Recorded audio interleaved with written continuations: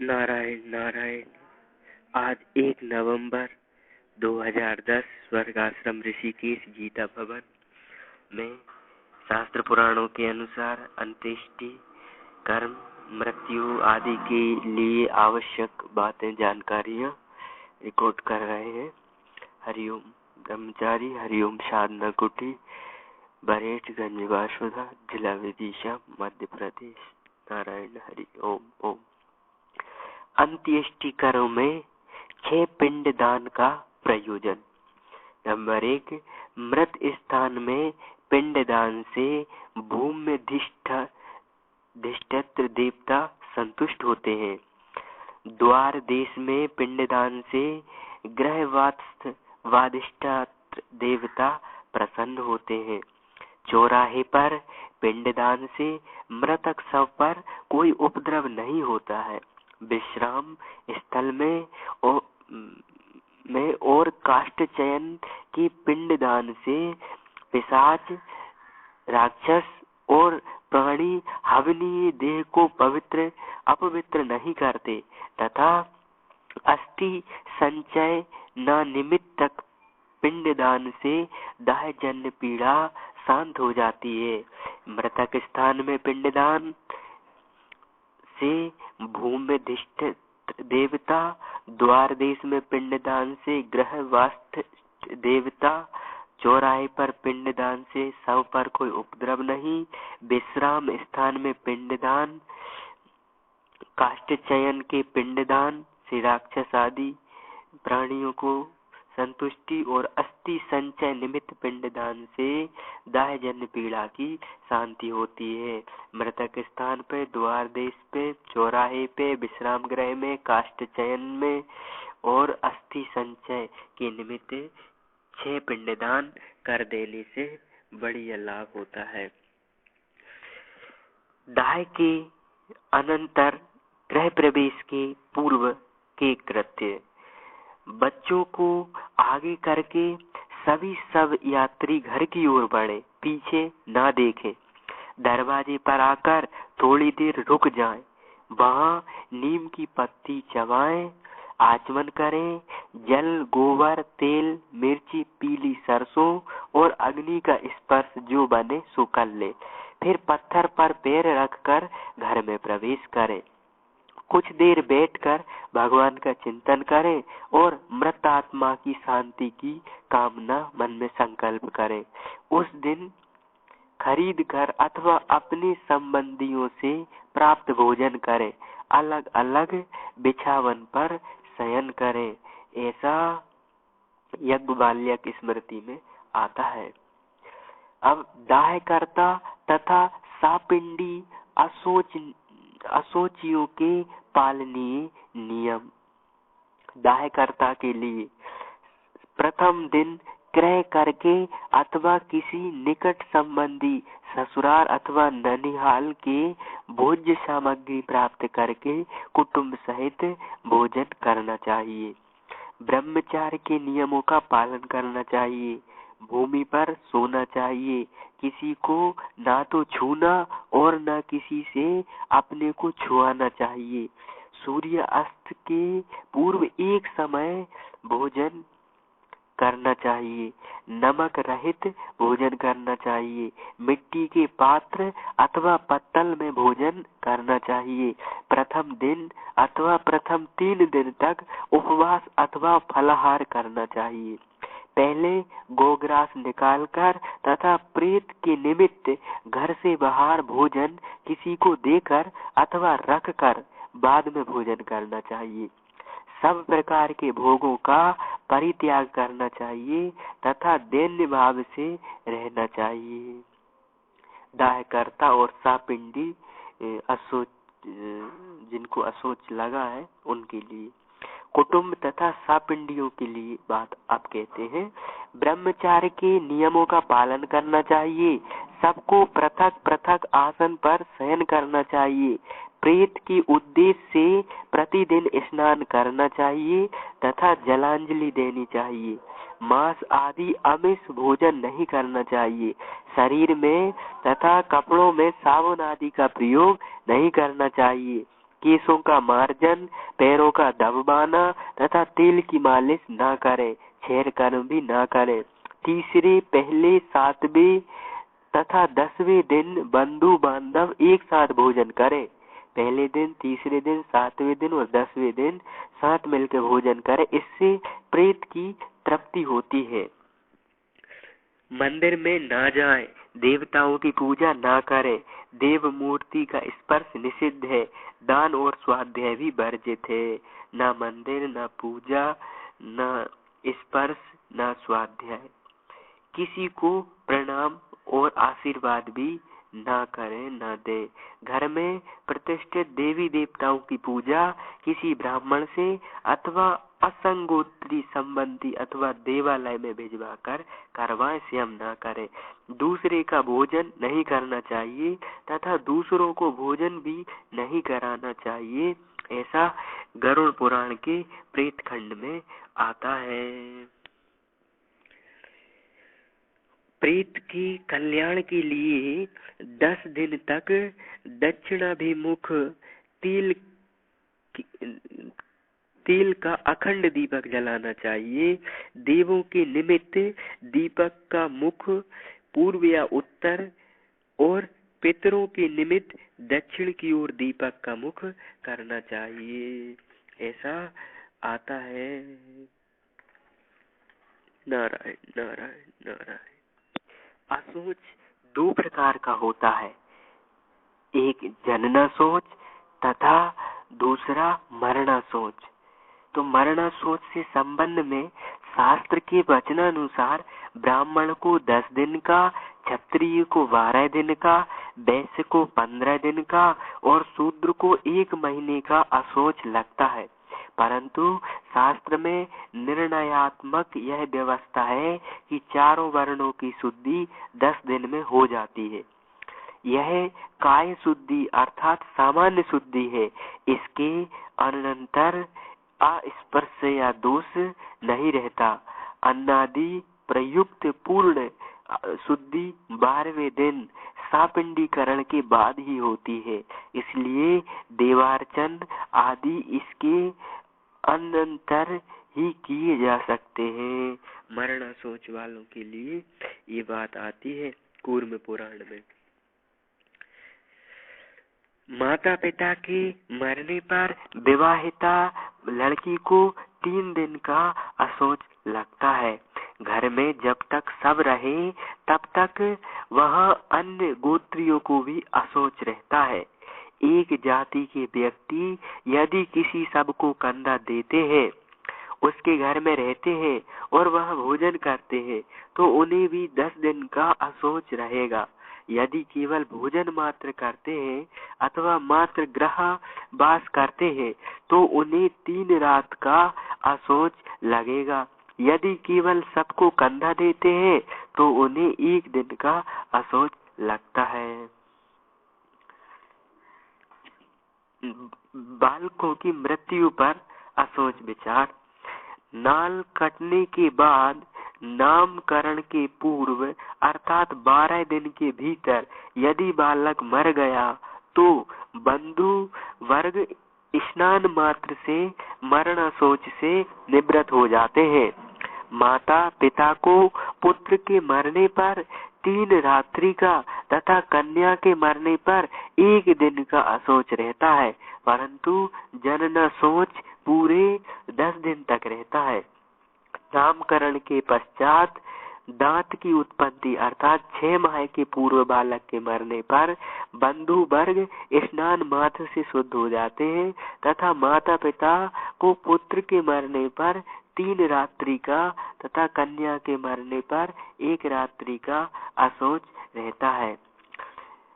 अनुपनीत बालक तथा अविवाहित कन्या को माता पिता के मरने पर ही 10 दिन का अशौच होता है। अन्य सगोत्रियों के मरने पर कोई अशौच नहीं होता।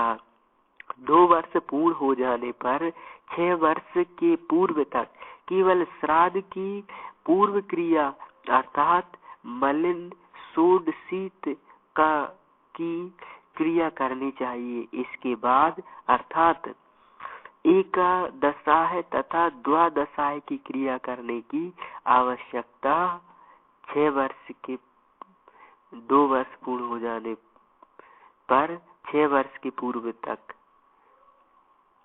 6 वर्ष के बाद श्राद्ध की संपूर्ण क्रिया अर्थात मलिन, षोडशी, एकादशाह तथा सापिंडन आदि क्रियाएं करनी चाहिए 6 वर्ष के बाद के बच्चों के लिए। दाह के समय सर्वप्रथम सिर की ओर से अग्नि देनी चाहिए।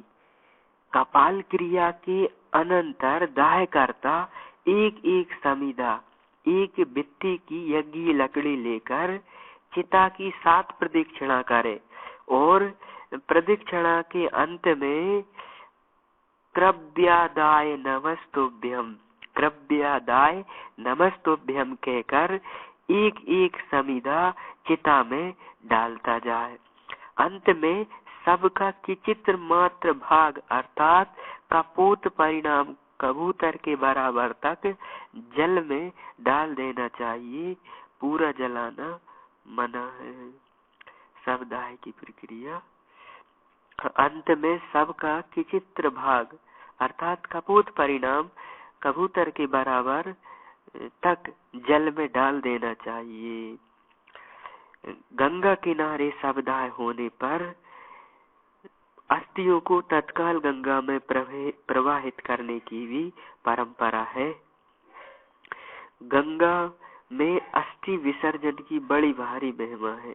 10 दिनों के भीतर गंगा में अस्थि प्रक्षेप करने से मरने वाले को वही फल होता है जो गंगा तट पर मरने से होता है।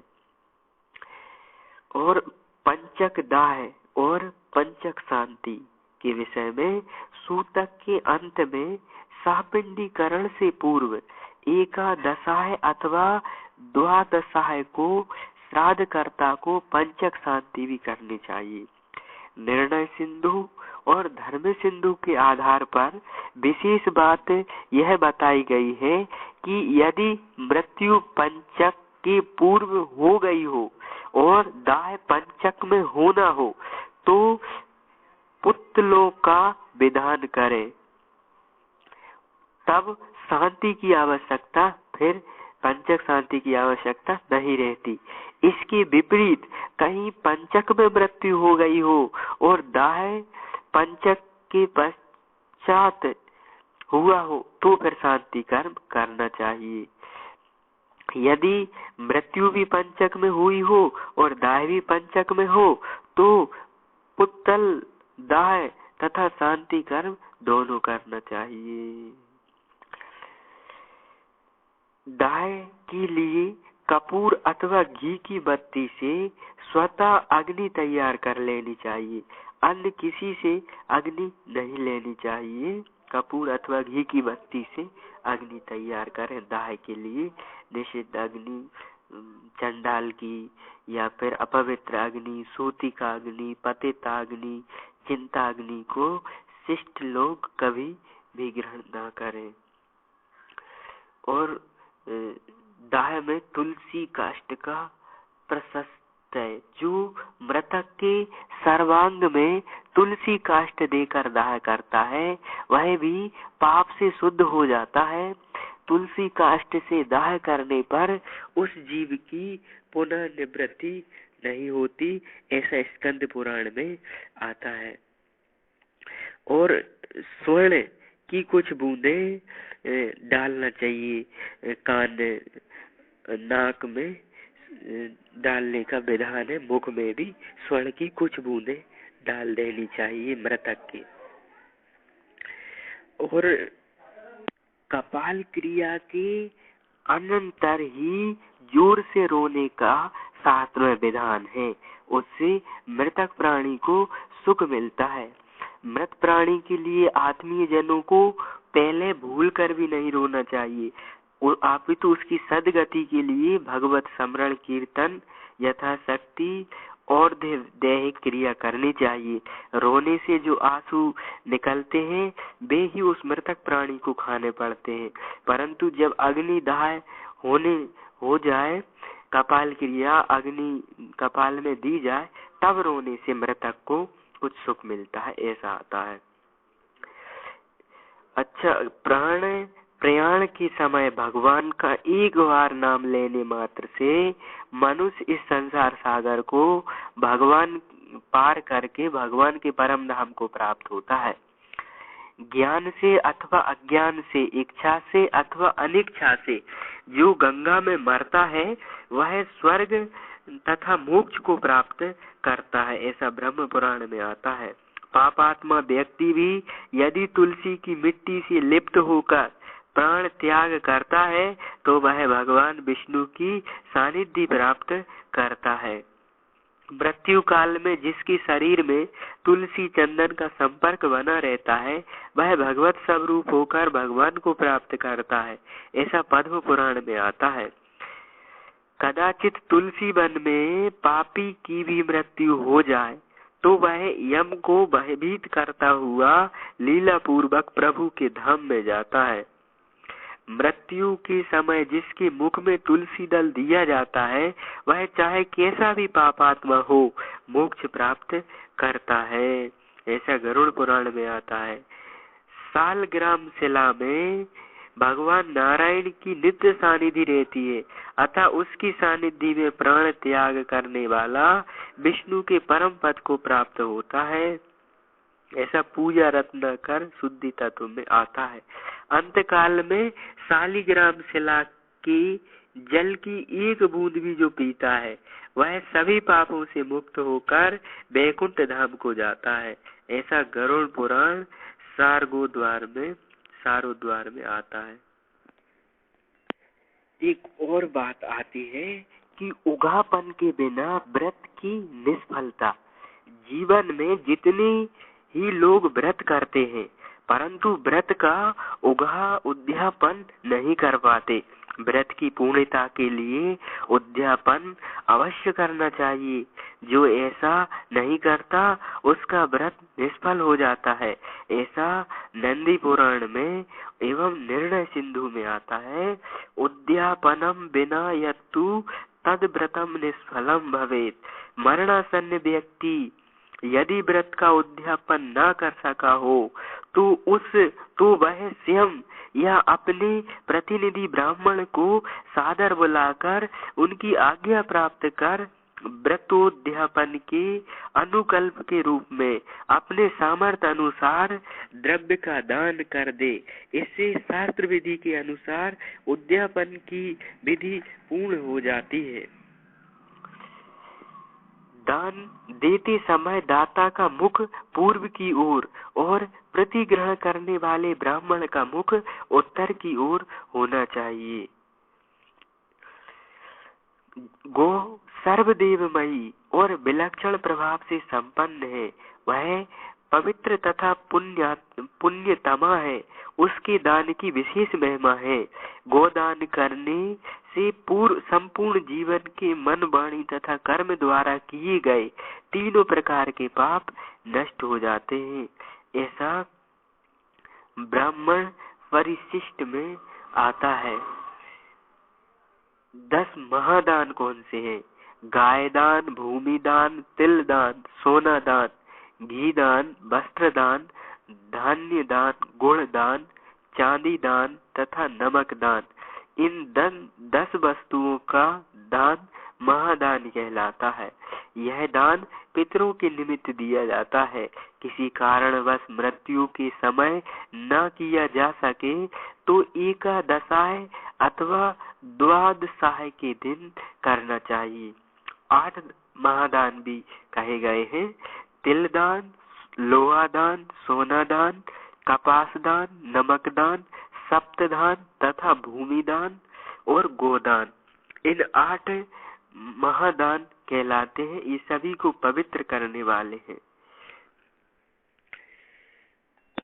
और देहिक दान की आवश्यकता, जो अपने पिता आदि के निमित्त और देहिक अर्थात मरणासन्न अवस्था में तथा मृत्यु के उपरांत आदि में दान आदि नहीं करता, उसके पितर अत्यंत कष्ट पूर्वक यमलोक की यात्रा करते हैं।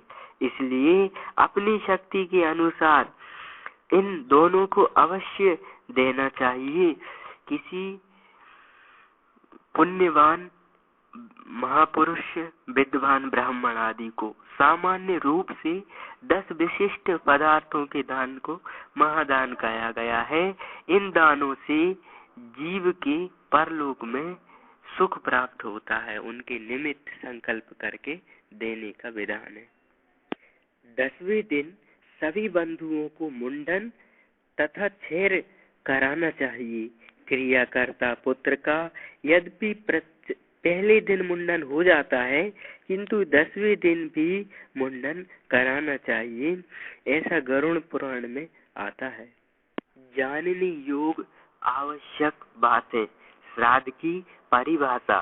पितरों के उद्देश्य से विधि पूर्वक जो कर्म श्रद्धा से किया जाता है उसे श्राद्ध कहते हैं। श्रद्धया पितरन् उद्दीयस विधि न क्रियते यत् कर्म तत् श्रद्धयम्। श्रद्धा से ही श्राद्ध तत्व की निष्पत्ति होती है।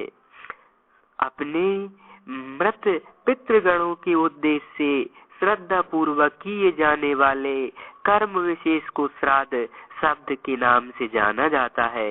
इसे ही पितृ यज्ञ भी कहते हैं, जिसका वर्णन मनुस्मृति, धर्म शास्त्र पुराणों तथा वीर मित्रोदय, श्राद्ध कल्पता, श्राद्ध तत्व, पितृदायिता आदि अनेक ग्रंथों से प्राप्त होता है। महर्षि पाराशर के अनुसार देश काल तथा पात्र में हविष्यादि विधि द्वारा जो कर्म तिल यव और दर्भ कुश तथा मंत्रों से युक्त होकर श्रद्धा पूर्वक किया जाए वही श्राद्ध है।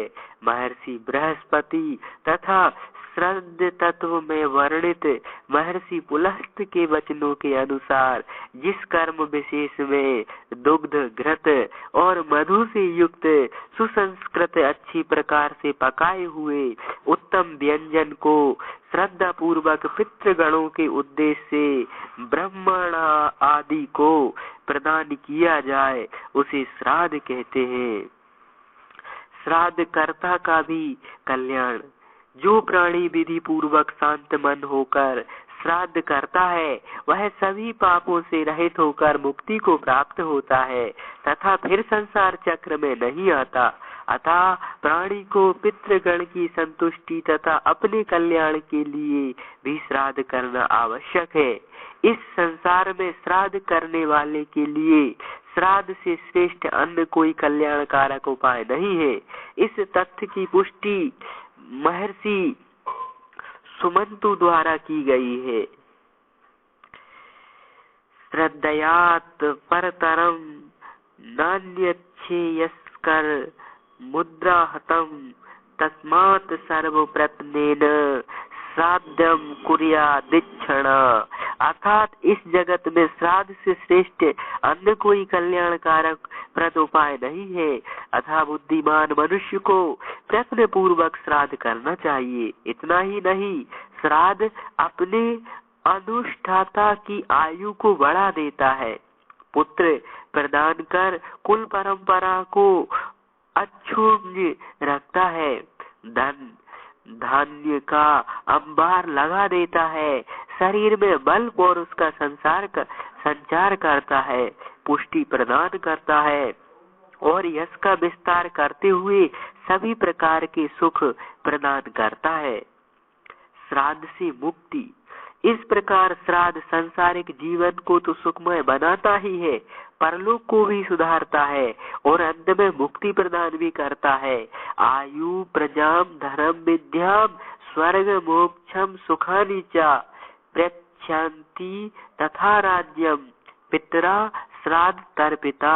मार्कंडेय पुराण में आता है, श्राद्ध से संतुष्ट होकर पितृगण श्राद्ध कर्ता को भी दीर्घ आयु, संतति, विद्या, धन, राज्य, सुख, स्वर्ग एवं मोक्ष प्रदान करते हैं। अत्रि संहिता का कहना है, जो पुत्र भ्राता पौत्र अथवा दोहित्र आदि पितृ कार्य श्रद्धानुष्ठान में संलग्न रहते हैं, वे निश्चय ही परम गति को प्राप्त होते हैं। यहाँ तक लिखा है कि जो श्राद्ध करता है उसके विधि विधान को जानता है, जो श्राद्ध करने की सलाह देता है और जो श्राद्ध का अनुमोदन करता है, उन सबको भी श्राद्ध का पुण्य फल मिलता है। श्राद्ध न करने से हानि, अपने शास्त्र ने श्राद्ध न करने से होने वाली हानियां भी बताई है। उसे जानकर रोंगटे खड़े हो जाते हैं अथा श्राद्ध तत्व से परिचित होना तथा उसके अनुष्ठान के लिए तत्पर रहना अत्यंत आवश्यक है। यह सर्वविदित है कि मृत व्यक्ति इस महायात्रा में अपना स्थूल शरीर नहीं ले जा सकता, तब अन्न जल कैसे ले जा सकता है। उस समय उसके सगे संबंधी श्राद्ध विधि से उसे जो कुछ देते हैं वही उसे मिलता है। शास्त्र ने मरणोपरांत पिंडदान की व्यवस्था की है। सर्वप्रथम शव यात्रा के अंतर्गत 6 पिंड दिए जाते हैं, जिनसे भूमि के अधिष्ठात्र देवताओं की प्रसन्नता तथा भूत पिशाचों द्वारा होने वाली बाधाओं का निराकरण आदि प्रयोजन सिद्ध होते हैं। इसके साथ ही 10 गात्र में दिए जाने वाले 10 पिंडों के द्वारा जीव को अतिवाहिक सूक्ष्म शरीर की प्राप्ति होती है। यह मृत व्यक्ति की महायात्रा के आरंभ की बात हुई। अब आगे उसे पथे रास्ते की अन्न जल आदि की आवश्यकता पड़ती है, जो उत्तम षोडशी में दिए जाने वाले पिंडदान से उसे प्राप्त होता है। यदि सगे संबंधी पुत्र पौत्र आदि न दे तो भूख प्यास से उसे वह बहुत दारुण दुख होता है। श्राद्ध न करने वालों को कष्ट। यह तो हुई श्राद्ध न करने से मृत प्राणी के कष्टों की कथा। श्राद्ध न करने वालों को भी पग पग पर कष्ट का सामना करना पड़ता है। मृत प्राणी बाध्य होकर श्राद्ध न करने वाले अपने सगे संबंधियों का रक्त चूसने लगते हैं। ऐसा ब्रह्म पुराण में आता है।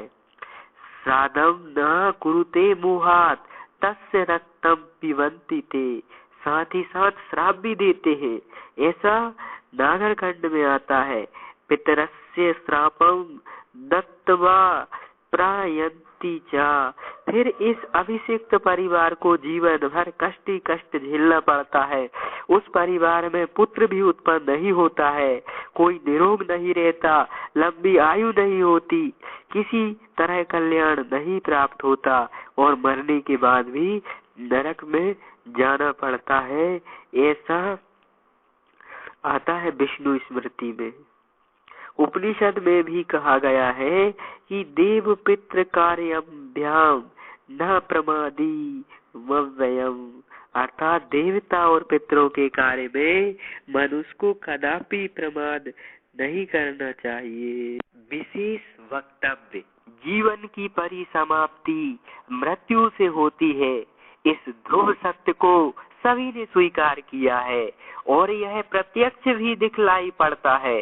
जीवात्मा इतना सूक्ष्म होता है कि वह शरीर से निकलता है, उस समय कोई भी मनुष्य उसे अपने चर्म चक्षुओं से देख नहीं सकता और यही जीवात्मा अपने शरीर अपने कर्मों के भोगों को भोगने के लिए एक अंगुष्ठ पर्व परिसीमित अति बाहिक सूक्ष्म अतीन्द्रिय शरीर धारण करता है।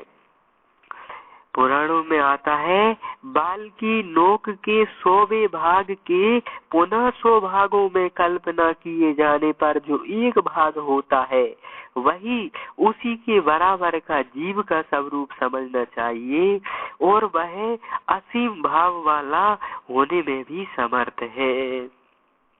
ऐसा स्कंद पुराण में आता है।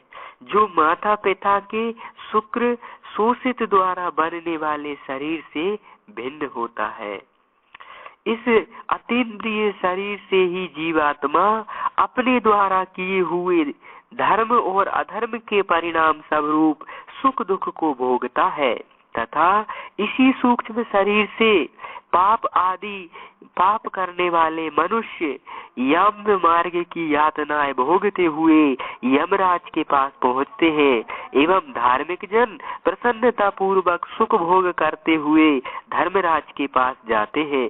साथ ही यह बात भी ध्यान देने योग्य है कि केवल मनुष्य ही मृत्यु के पश्चात एक अतिबाहिक सूक्ष्म अतीन्द्रिय शरीर धारण करते हैं और उसी शरीर को यम पुरुषों के द्वारा यम पथ से यमराज के पास ले जाया जाता है, अन्य प्राणियों को नहीं, क्योंकि अन्य प्राणियों को वह सूक्ष्म शरीर प्राप्त नहीं होता।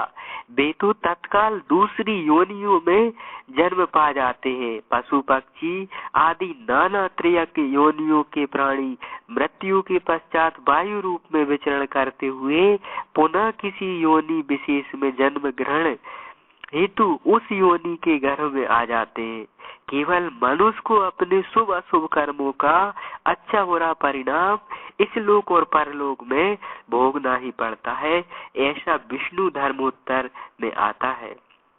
अपने शास्त्रों पुराणों में मृत्यु का स्वरूप मरणासन्न व्यक्ति की अवस्था और उसके कल्याण के अंतिम समय में किए जाने वाले कृत्यों तथा विविध प्रकार के दानों आदि का निरूपण पुराणों में है।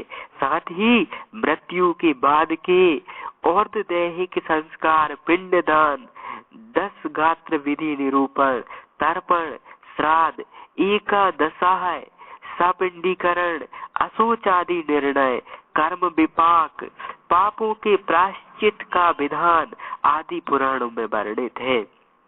मनुष्य इस लोक से जाने के बाद अपने पारलौकिक जीवन को किस प्रकार सुख समृद्ध एवं शांतिमय बना सकता है तथा उसकी मृत्यु के बाद उस प्राणी के उद्धार के लिए पुत्र पौत्र आदि की क्या कर्तव्य है, इसकी जानकारी सबको होनी चाहिए।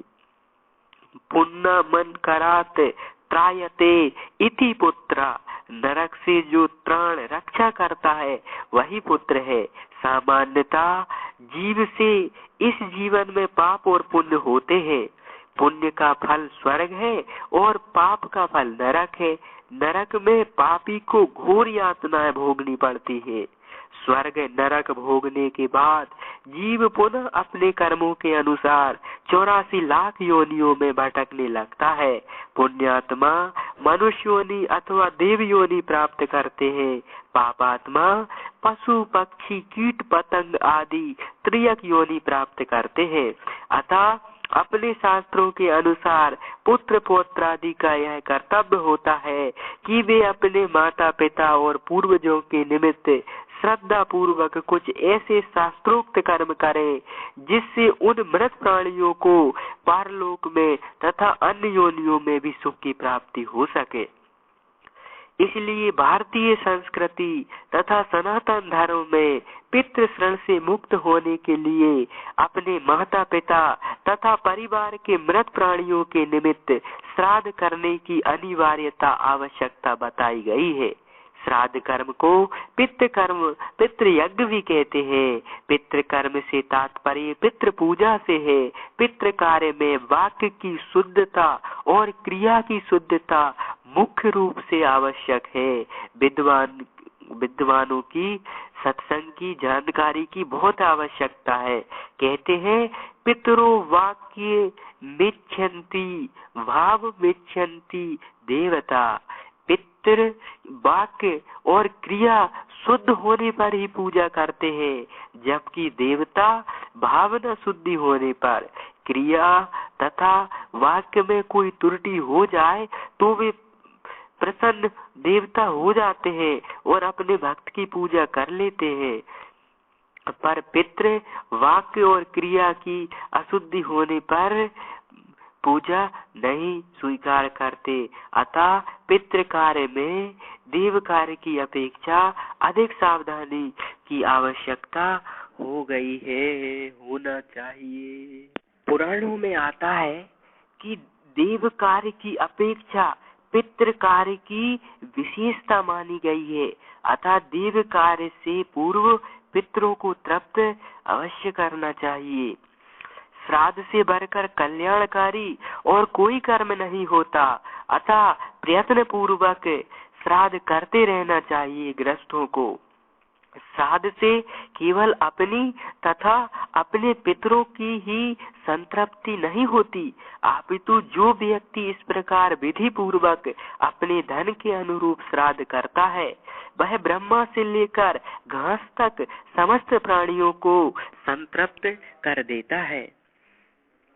जो शांत मन होकर विधि पूर्वक श्राद्ध करता है, वह संपूर्ण पापों से मुक्त होकर जन्म मृत्यु के बंधन से छूट जाता है। ऐसा ब्रह्म पुराण, कूर्म पुराण आदि में आता है। 10 विधि स्नान क्या होते हैं? शास्त्रों में 10 विधि स्नान के द्वारा एतद मंत्रों का पाठ करते हुए 10 विधि 10 प्रकार से स्नान करने की विधि है। जैसे गायत्री मंत्र द्वारा गौमूत्र से स्नान करना, तथा गंध द्वारा गोमूत्र से स्नान, गोमय मान गोबर से स्नान, गोबर का सार रस से, क्षीर स्नान, दधी स्नान, घृत स्नान, कुशोदक स्नान, भस्म स्नान, मृत्तिका स्नान, मधु स्नान और 10वां जल स्नान। ऐसा निर्णय सिंधु में आता है। गोमयम गोमूत्रम गोमयम क्षीरम दधी सर्पी कुशोदकम भस्म मृन्न मधुवारिणी मंत्रस्तानि वेदस।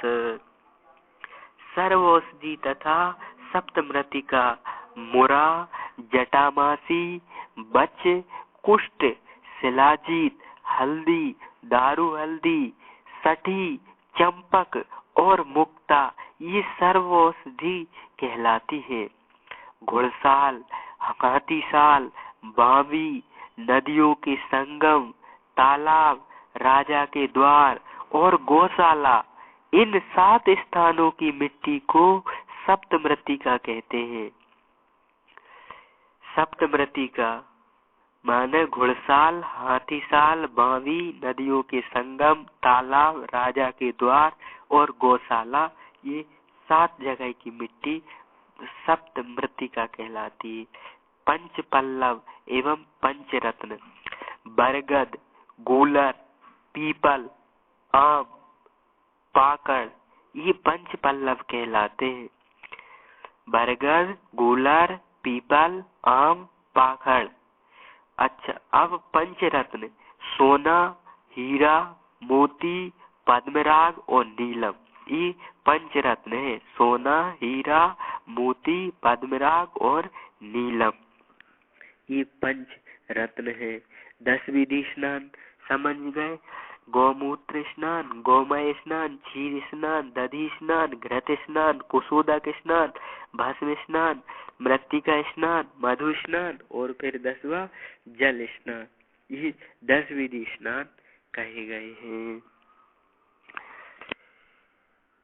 श्राद्ध चिंतामणि में कात्यायन का एक वचन आता है कि होम, जप, दान, स्वाध्याय तथा पित्त कर्म में कुश की पवित्री अथवा स्वर्ण, रजत आदि धारण करना चाहिए, हाथ शून्य न रहे।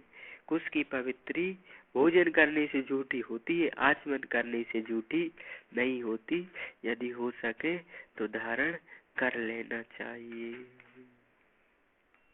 नवग्रहों की समिधाएं।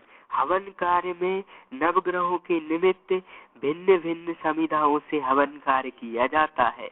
मदार, पलाश, खेर, चिचिड़ा, पीपल, गूलर, समी, दूब और कुश ये क्रमशः सूर्य, चंद्र, मंगल, बुध, बृहस्पति, शुक्र, शनि, राहु तथा केतु ग्रहों की समिधाएं बताई जाती हैं।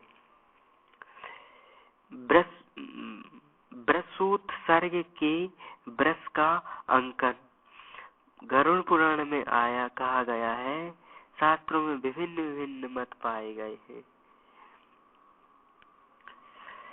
यदि पिष्टमय वृषभ हो तो वहां मात्र चंदन से त्रिशूल एवं चक्र अंकित कर देना चाहिए, दागने की आवश्यकता नहीं है।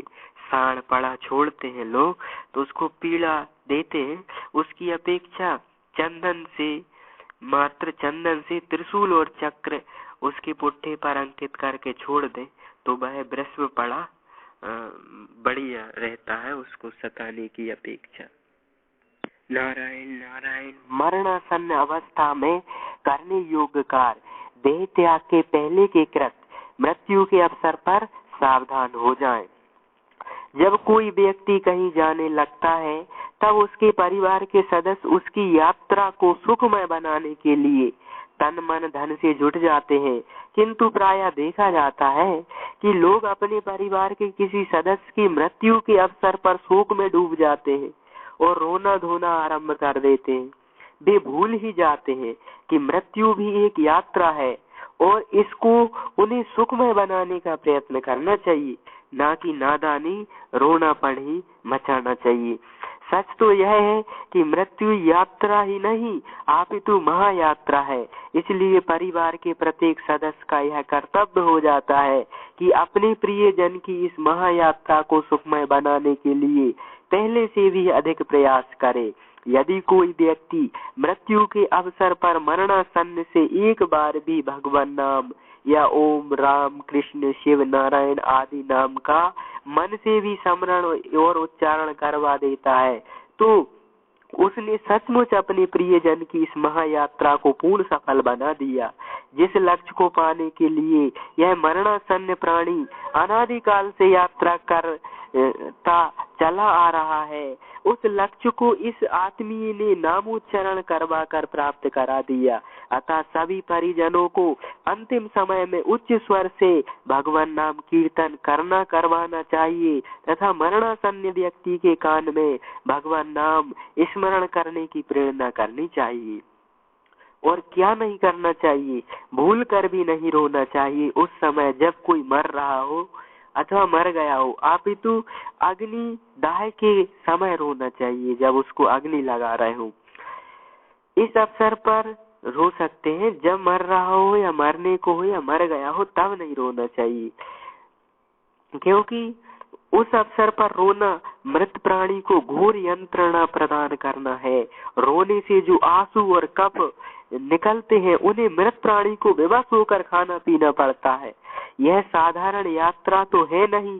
साधारण यात्रा में यात्री सब काम के लिए स्वतंत्र होता है। वह जब चाहे आत्मीय जनों के दिए पदार्थ को खा सकता है, परंतु मरने पर उसकी यह स्वतंत्रता छिन जाती है और आत्मीय जनों के द्वारा दिए गए पथे को उसे खाना ही पड़ता है। शास्त्रों में बताया गया है, यज्ञवाल्या की स्मृति में आता है, श्लेष्माश्रु बंध में मुक्तम प्रोतो श्रृंगे यतो वसा अतो न रोदितव्यम ही क्रिया कार्या स्वभक्तिता। अर्थात मृत प्राणी के लिए आत्मीय जनों को भूल कर भी नहीं रोना चाहिए, अपितु उसके परलोक को सुधारने के लिए डटकर प्रयास करना चाहिए। रोने से आंखों से जो आंसू और नाक मुंह से जो कफ लीट निकलते हैं, मृत प्राणी को बेबस होकर उन्हें खाना पीना पड़ता है।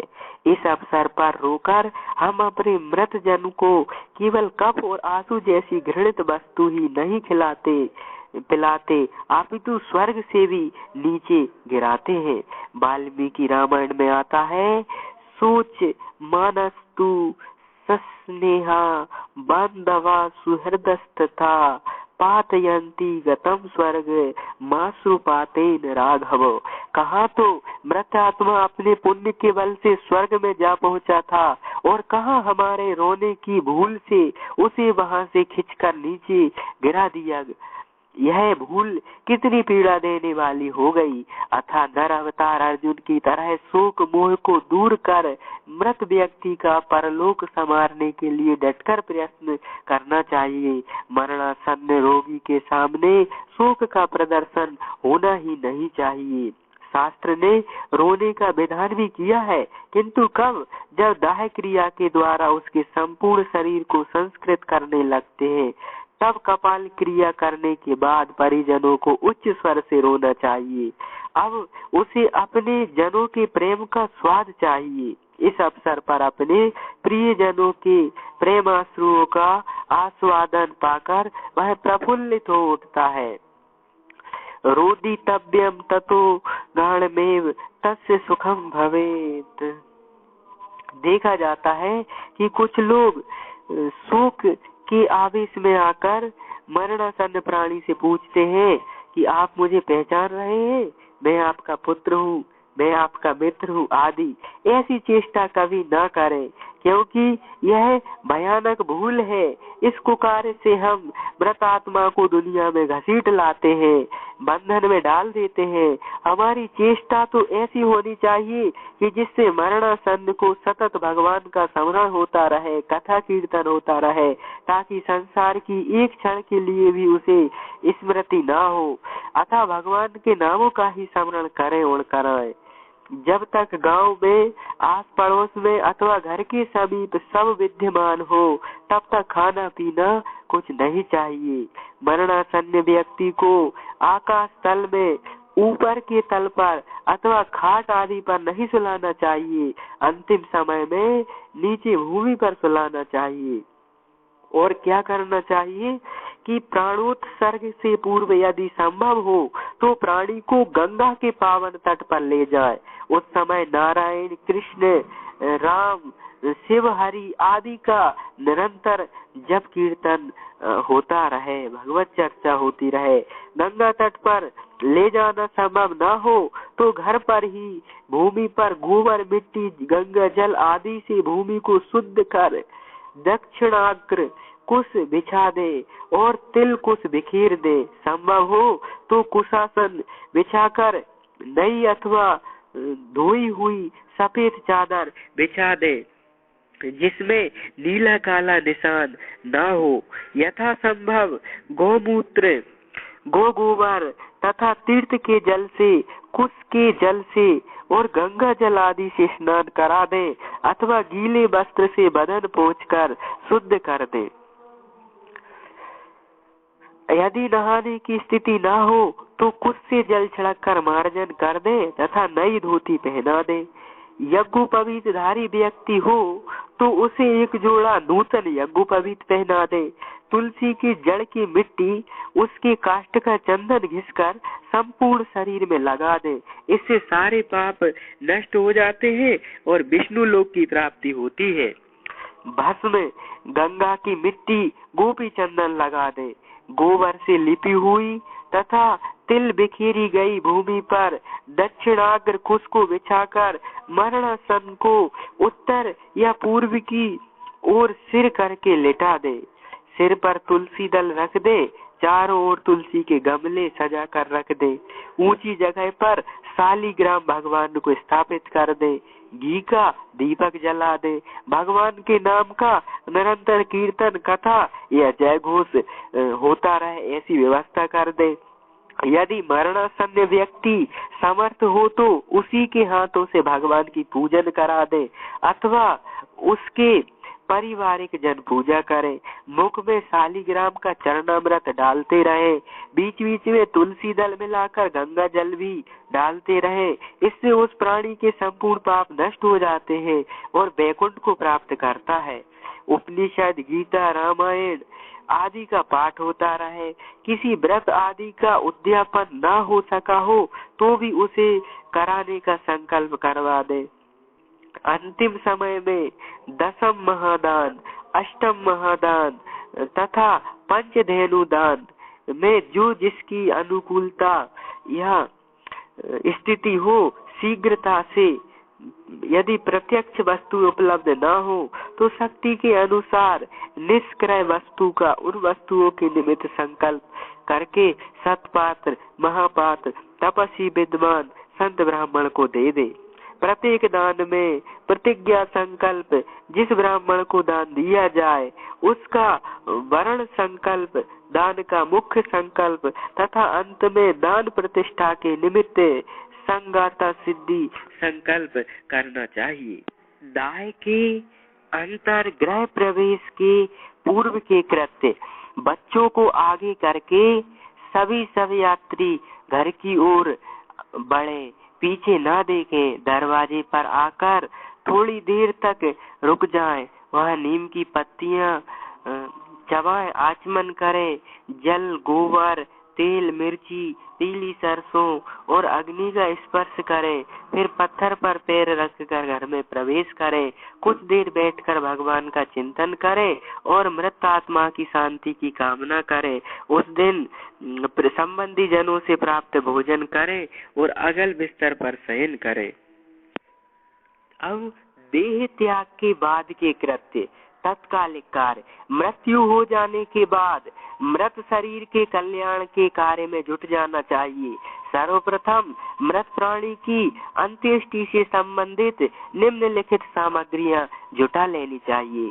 सब सामग्री संबंधित सामग्री, अर्थी बनाने के लिए बांस आदि, अर्थी पर बिछाने के लिए कुशासन अथवा चटाई, सफेद नया कपड़ा मलमल का लगभग 20 मीटर, अर्थी पर बिछाने के लिए तथा सबको ढांकने के लिए 5 मीटर, सबको पहनाने के लिए 2 मीटर, आधे मीटर में लंगोटी, शेष कपड़े में दाह करता की 2 धोती, 2 गमछा तथा 2 लंगोटी।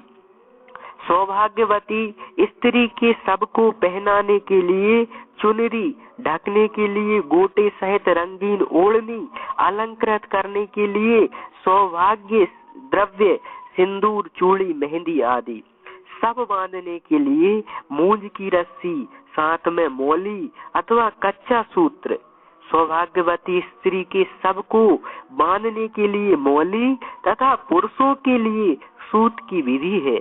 सबको उड़ाने के लिए राम नामी चादर अथवा सफेद चादर, अर्थी सजाने के लिए पुष्प एवं पुष्पमाला, अबीर, हुक्का, इत्र, रुई, धूप बत्ती, दिया सलाई, मिट्टी का घड़ा, जलाने के लिए मिट्टी की नदियां अथवा थाली, पिंड रखने के लिए लोटा, यज्ञोपवीत आदि। लोकाचार आदि के अनुसार सबकी परिक्रमा के लिए नारियल तथा गरीगोला, पुरुषों के लिए नारियल, स्त्रियों के लिए गरीगोला, सबके ऊपर से उछालने के लिए रजत खंड, सिक्के, रुई, धान का लावा, रुपए, श्वेत पुष्प आदि अपने देशाचार के अनुसार। पिंडदान की सामग्री, जौ का आटा आधा किलो, तिल 100 ग्राम, मधु, गोघृत, कुश, सफेद पुष्प, पलाश के पत्ते, ये पिंडदान की सामग्री है। जौ का आटा आधा किलो, 100 ग्राम तिल, मधु, घृत, कुश, सफेद पुष्प, पलाश के पत्ते आवश्यकता अनुसार। दाह संस्कार की सामग्री, शुद्ध देसी घी सामर्थ्य अनुसार, कपूर, राल, चंदन की लकड़ी, चंदन चूरा, पीपल, तुलसी, बेल इत्यादि की लकड़ी, चिता के लिए लकड़ी 2.5 कुंटल अथवा सबके अनुसार न्यूनाधिक। चिता भूमि पर जीव की शांति के लिए गोदुग्ध सामर्थ्य अनुसार लगभग पाव भर या 1 लीटर तक। दाह संस्कार की सामग्री पुनः शुद्ध घी सामर्थ्य अनुसार, कपूर, राल, चंदन की लकड़ी या चंदन चूरा सामर्थ्य अनुसार, पीपल, तुलसी, बेल इत्यादि की लकड़ी सामर्थ्य अनुसार, चिता के लिए लकड़ी 2.5 कुंटल या सबके अनुसार, चिता भूमि पर जीव की शांति के लिए गोदुग्ध सामर्थ्य अनुसार लगभग पाव भर, आधा पाव, लीटर आदि। खैर कर्म, स्नान तथा सब संस्कार, साधन संपन्न हो जाने पर अधिकारी त्रिकुट तिल और जल लेकर स्वयं बाल बनवाने का संकल्प करे कि और दैहिक संस्कार योग्यता संपादनार्थाय 6 कर्म पूर्वक स्नान करिष्ये। ऐसा संकल्प कर दक्षिण की ओर मुख कर बैठ के 6 कर्म करवाएं, फिर वस्त्र उपवस्त्र धारण करे। सबका संस्कार कैसे करे? इस तरह पवित्र होकर मृत प्राणी के पास आए। सबका सिरहाना उत्तर अथवा पूर्व की ओर करने का वचन है, किंतु परंपरा से उत्तर की ओर सिरहाना करना प्रशस्त है। स्नान कराने के लिए नए घड़े में जल भरकर उसमें तीर्थ का आवाहन करना चाहिए। फिर इसी आवाहित जल से सबको स्नान कराएं। नए वस्त्रों से अंगों को पोंछकर गोघृत का लेप करें। नया कौपीन वस्त्र पहना दे। द्विज हो तो नया यज्ञोपवीत पहना दे, चंदन लगा दे, फूल और तुलसी की माला पहना दे। कपूर, अगर, कस्तूरी आदि सुगंधित द्रव्यों से सारे शरीर में लेप कर दे। मुख, दोनों आँखों, दोनों नासा छिद्रों, दोनों कानों में सोना ना हो तो घी की कुछ बूंदें डाल दे। कपड़े से पैर की उंगलियों से लेकर सिर तक सारे शरीर को अच्छी तरह से फिर ढक दे, पर तलवा खुले रखे। इस तरह सबको अलंकृत कर अर्थी पर कुश अथवा कुशासन बिछाकर उत्तर की ओर सिर करके लेटा दे। मूंज की नई रस्सी के साथ मौली या कच्चे सूत की रस्सी से अच्छी तरह बांध दे। ऊपर से राम नामी चादर या सफेद चादर ओढ़ा दे। पुष्पमाला उसे अलंकृत करके फिर ले जाए, पर ध्यान रखे सबको रजसवला, दूषित स्त्री, दूषित नीच पापी पुरुषों के स्पर्श से बचाएं। इससे स्पर्श से अशुद्धि हो जाएगी, जिससे दोनों संस्कार करता और मृत व्यक्ति दूषित हो जाएंगे। इसकी सावधानी रखनी चाहिए। नीच पुरुषों का, पापियों का, दूषितों का स्पर्श ना हो। पिंड निर्माण, अर्थी के दाहिनी तरफ दक्षिण की ओर मुख कर बैठ जाएं। शिखा बांध ले। अपसव्य होकर तिल और घी को जौ के आटे में मिलाकर 6 पिंड बनाए। प्रारंभ से लेकर शमशान तक के लिए 6 पिंड बनाए जाते हैं। जौ के आटे के अभाव में चावल आदि के आटे से भी पिंडदान किया जा सकता है। थोड़ा जौ का आटा आदि बचा लें। वृद्ध व्यक्तियों के लिए सब वाहन अर्थी को लोकाचारानुसार झंडी आदि से बैकुंठ के रूप में सजाना चाहिए तथा शंख, घड़ियाल, घंटा आदि वाद्य सामग्रियों के द्वारा भगवान नाम कीर्तन के साथ सब यात्रा निकालनी चाहिए। अंत्येष्टि में 6 पिंडदानों का प्रयोजन। मृत स्थान में पिंडदान से भूम्याधिष्ठ देवता संतुष्ट होते हैं। द्वार देश में पिंडदान से ग्रह वाचष्टिष्ठ देवता प्रसन्न होते हैं। चौराहे पर पिंडदान से मृतक शव पर कोई उपद्रव नहीं होता। विश्राम स्थान में और काष्ठ चयन के पिंडदान से राक्षस, पिशाच आदि प्राणी हवनीय देह को अपवित्र नहीं करते तथा अस्थि संचय निमित्तक पिंडदान से दाहजन्य पीड़ा शांत हो जाती है। ऐसा गरुड़ पुराण में आता है कि 6 जगह पिंडदान करना चाहिए। सबको ले जाते समय मृतक स्थान में, द्वार देश में, चौराहे पे, विश्राम स्थल पे, काष्ठ चयन पे और अस्थि संचय शमशान में 6 जगह पिंडदान कर देना चाहिए। और अधिक जानकारी के लिए गीता प्रेस की अथवा संत श्री आसाराम जी बापू की किताबें पढ़ना चाहिए। गीता प्रेस में अंतयत कर्म श्राद्ध प्रकाश नाम का ग्रंथ है। अंतयत कर्म श्राद्ध प्रकाश गीता प्रेस और श्राद्ध महिमा परम पूज्य बापू जी की किताब है जिन्हें पढ़ना चाहिए और अपने प्रेमी जनों के लिए सच्ची सेवा, सच्ची उदारता, इन अच्छे कर्मों, अच्छी सोच, भगवान नाम, भगवत कथा, दान आदि के द्वारा करना चाहिए, ना कि लोगों को दिखाने के लिए। और सबसे अच्छी बात तो ये है कि जीवित माता पिता को सुबह उठ के रोज प्रणाम करें, उनकी बात माने, उनको सुख पहुंचाएं, उनको प्रेम आदर स्नेह जीवित जीते जी दें, तीर्थों में, साधु संतों में, कथा कीर्तन में जाने की उन्हें फुर्सत प्रेरणा देते रहें, उनका